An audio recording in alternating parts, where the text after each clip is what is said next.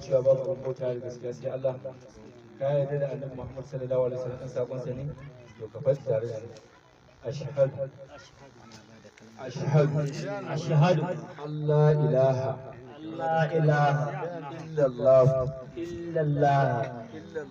illallah wa ashhadu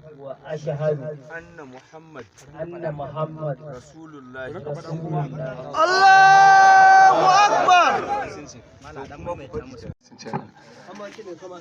ashhadu Allah ilaha illallah wa ashhadu anna Muhammadan rasulullah. Allahu akbar. Inshallah. ashhadu Allah ilaha